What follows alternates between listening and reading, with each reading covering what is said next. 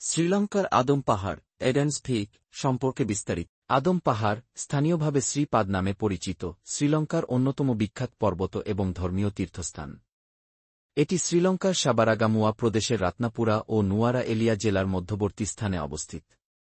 পাহাড়টির উচ্চতা 2.243 metre 7.359 foot, যা দেশটির পঞ্চম সর্বোচ্চ পর্বতশৃঙ্গ। আদম পাহাড়ের বিশেষত্ব। এই পাহাড়ের সবচেয়ে আকর্ষণীয় বিষয় হল চূড়ায় অবস্থিত একটি বিশাল পদচিহ্নের মতো খোদাই করা চিহ্ন, যা বিভিন্ন ধর্মের অনুসারীদের কাছে পবিত্র বলে বিবেচিত হয়। বৌদ্ধ ধর্মাবলম্বীরা বিশ্বাস করেন এটি গৌতম বুদ্ধের পদচিহ্ন। হিন্দু ধর্মাবলম্বীরা মনে করেন এটি ভগবান শিবের চিহ্ন। খ্রিস্টান ও মুসলিমদের মতে এটি পৃথিবীতে আগমনের পর আদম এর প্রথম পদচিহ্ন। এই কারণে আদম পাহাড় দীর্ঘ শতাব্দী ধরে বিভিন্ন ধর্মের মানুষদের জন্য এক গুরুত্বপূর্ণ তীর্থস্থান হিসেবে পরিচিত। ভ্রমণ ও দর্শনীয় স্থান। প্রতি বছর হাজার হাজার তীর্থযাত্রী ও পর্যটক ডিসেম্বর থেকে মে মাসের মধ্যে এই পাহাড়ে ওঠেন, বিশেষ করে রাতের বেলা। কারণ ভোরবেলায় চূড়ায় পৌঁছালে দেখা যায় অবিস্মরণীয় সূর্যোদয়।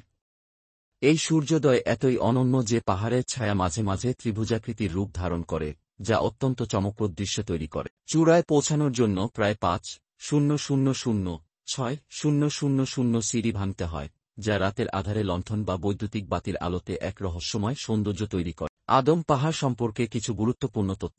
অবস্থান: সাবারাগামুয়া প্রদেশ, শ্রীলঙ্কা। উচ্চতা: 2.243 মিটার 7.359 ফুট। স্থানীয় নাম: শ্রীপাদ শ্রেফ্যাদ। বিখ্যাত কারণ: পবিত্র পদচিহ্ন, তীর্থযাত্রা, সুন্দর প্রাকৃতিক দৃশ্য। সেরা ভ্রমণের সময়: ডিসেম্বর, মে। বৃষ্টিপাত কম থাকে। সিঁড়ির সংখ্যা: প্রায় 5,000,6,000। কেন আদম পাহাড় দর্শনীয়? ধর্মীয় ও ঐতিহাসিক গুরুত্ব।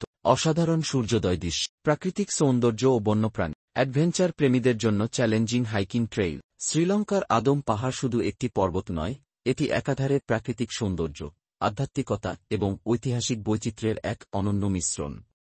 যদি কখনো শ্রীলঙ্কায় ভ্রমণের সুযোগ পান, তাহলে এটি অবশ্যই দেখার মতো একটি স্থান।